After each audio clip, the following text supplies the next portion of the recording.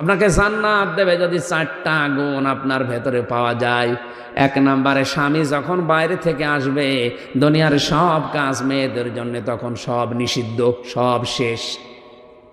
আপনি স্বামীকে সময় দেবেন, এটা আপনার আসল কাজ। এরকম বউ আজ বাংলাদেশে নেই, এই কারণে অনেকে পরকীয়া প্রেম করে।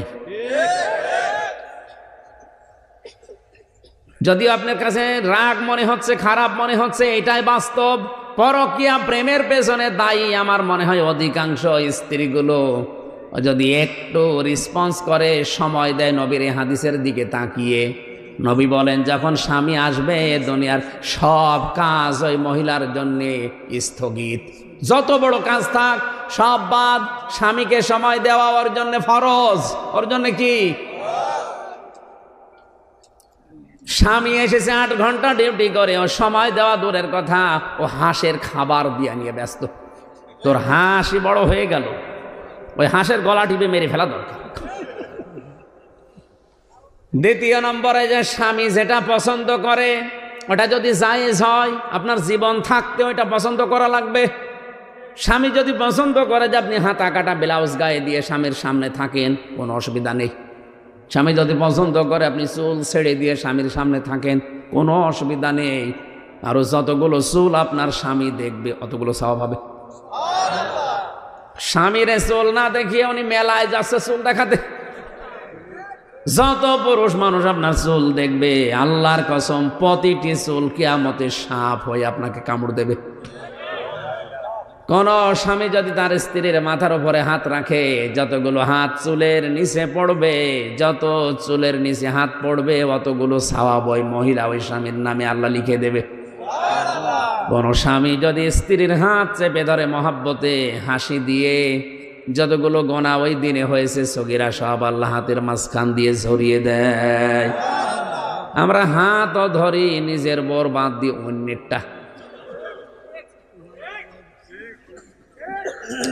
স্বামী আমার এখানে, আমি যারা আছি এখানে যত স্বামী বসে আছে, প্রত্যেকটা স্বামী পছন্দ করে এটা যে বিয়ের পরে যেন আমার মা বাবা আমার সাথে থাকে। কথা বলা লাগবে। কিন্তু আজ 100টার 98টা বউ এটা চাই না। কথা বলুন। এই জন্যই তো বৃদ্ধাশ্রম তৈরি হচ্ছে, এই জন্যই তো আলাদা হওয়ার সিস্টেম বাড়তেছে। খালি বারবার শ্বশুর বাড়ি থেকে ওরে বুদ্ধি দেয়, আলাদা থাক, আলাদা হয়ে যা, ভালো খেতে পারবি। আরে বেটা, ওর পেছনে আজ 25 বছর শ্রম দিলেও যে বুড়ো বুড়ি তারা এখন ডিলেট। কার কার বউ এরকম আছে যে আলাদা থাকতে চায়, বউ মা বাবার সাথে থাকতে চায় না? হাত তোলেন তো। ও এই এলাকায় এই ওয়াজ করা ঠিক নেই, এই জেলায় নেই। আলহামদুলিল্লাহ, আমি হাদিস বলা বন্ধ করে দিলাম, আমার দরকার নেই। আমি অন্য হাদিস বলছি নাকি?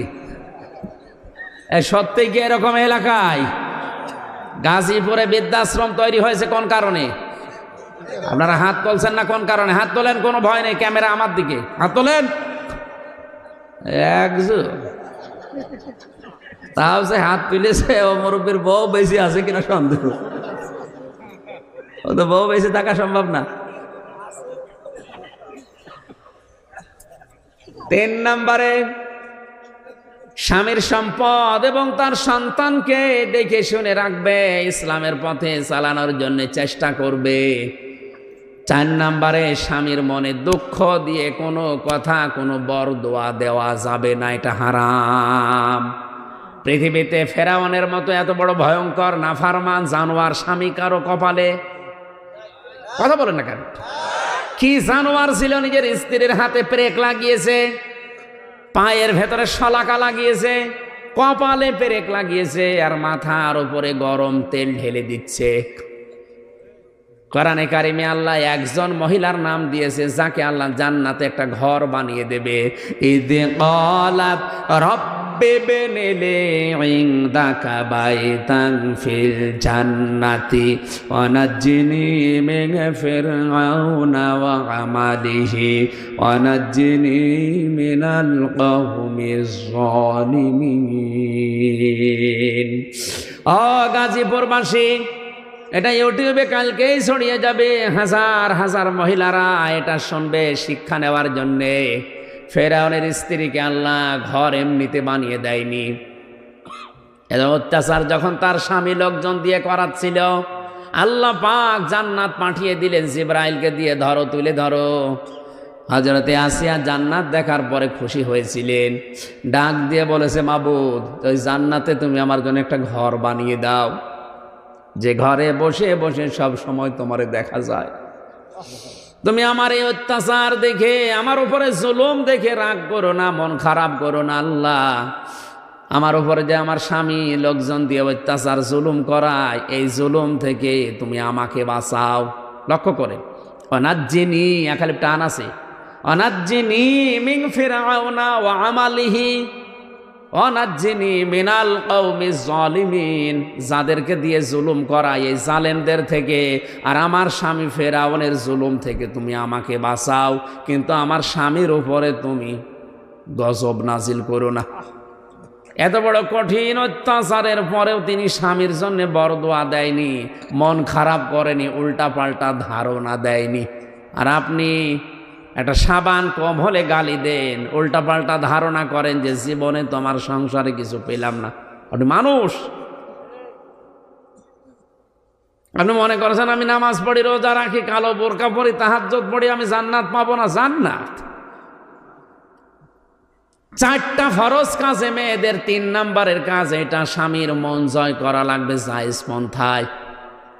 এত বড় অত্যাচারের পরও স্বামীর নামে বরদোয়া দেয় না, অথচ আজ হাজারো মহিলা স্বামীর মনে দুঃখ দেয়। উল্টাপাল্টা কথা বলি, নামাজ পড়ছে, নামাজ আছে, নামাজ শেষ, ওর সব ব্যর্থ করে দেবে আল্লাহ।